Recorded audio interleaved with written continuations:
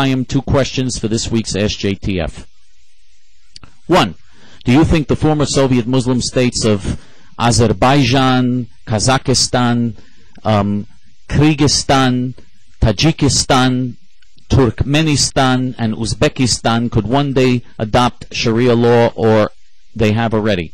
Also, in some previous SJTF programs, you mentioned that the Muslims in these countries are more secular than the Muslims in Saudi Arabia or Iran, but do you think one day these Muslims will also become more religious? Also, while we're on the subject of these countries, what is their relationship with Israel? Unquote. Okay, great questions. It is possible that they will adopt Sharia law someday. They have not adopted it yet, no. There are aspects of Sharia law in all of these countries. There are certain aspects in these Muslim-dominated countries. Yes, there are aspects of it, but they have not fully adopted Sharia law like you have in Saudi Arabia, Iran, and monstrous countries like that, because these countries are much more secular. Do I think these Muslims will become more religious? I hope not. I hope that they assimilate and leave Islam.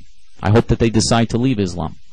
But I don't know what's going to happen. I honestly don't know what the situation is on the ground in these countries. I just don't know the answer to that. Their relationship with Israel is they're Muslim countries. They're enemies of Israel. They don't want to openly come out and say we want to destroy Israel because they want a good relationship with Western countries, and they think the Jews have a lot of influence in Western countries. They believe this myth. They don't realize the Jews that do have influence in Western countries are self-hating Jews. They don't know that.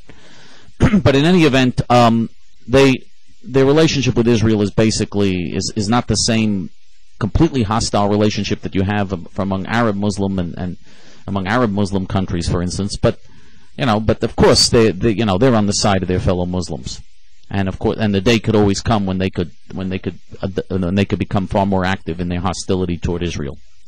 And now, hotspot.